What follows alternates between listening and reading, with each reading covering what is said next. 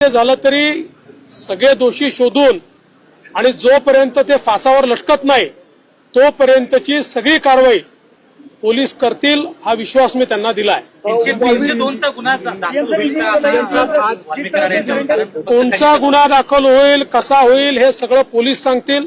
हे पोलिसांचं काम आहे। जे पुरावे आहेत त्याच्या आधारावर कोणाला सोडणार नाही हे मी स्पष्टपणे सांगितलेलं आहे। त्यामुळे या संदर्भात वेळोवेळी पोलीस निर्णय करतील, पोलीस ब्रीफिंग करतील। जाणीवपूर्वक ही केस सीआयडीला देण्यात आलेली आहे, त्यांना पूर्ण स्वायत्तता देण्यात आलेली आहे। कोणाचाही त्यांच्यावर दबाव चालवून घेतला जाणार नाही, कुठलाही दबाव राहणार नाही।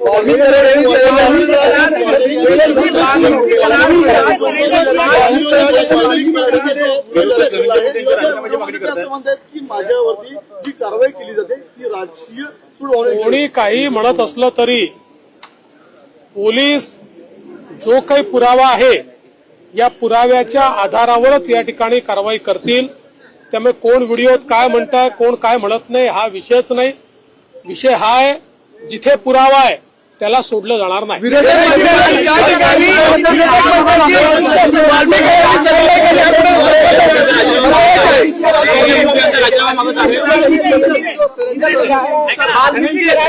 मला तुम्ही इतके लोक एका वेळी बोलता की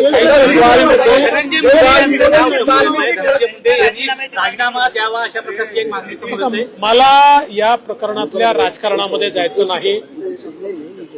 मी पहिलेपासून सांगतो कोणाही विरुद्ध पुरावा असेल तर द्या, ज्याच्या विरुद्ध पुरावा असेल आम्ही शोधतोय, कोणाजवळ दुसऱ्या जो असेल त्यांनी पण द्यावा। पण माझ्याकरता स्वर्गीय संतोष देशमुख यांच्या हत्येला कारणीभूत लोकांना शिक्षा होणे हे महत्वाचं आहे। काही लोकांना केवळ राजकारण महत्वाचं आहे, त्यांचं राजकारण त्यांना लखलाभ, त्यांच्या राजकारणाने मला वाटत नाही की काही फार त्याच्यात काही फायदा होईल। त्यामुळे मला कुठल्याही राजकीय वक्तव्यामध्ये जायचं नाही, त्याचं समर्थनही करायचं नाही, त्याचा विरोधही करायचा नाही। हे राजकारण त्यांनी त्यांच्या ठिकाणी करत राहावं। मात्र आमची भूमिका स्पष्ट आहे, स्वर्गीय संतोष देशमुख यांना न्याय मिळवून द्यायचा तो आम्ही मिळवून देऊ।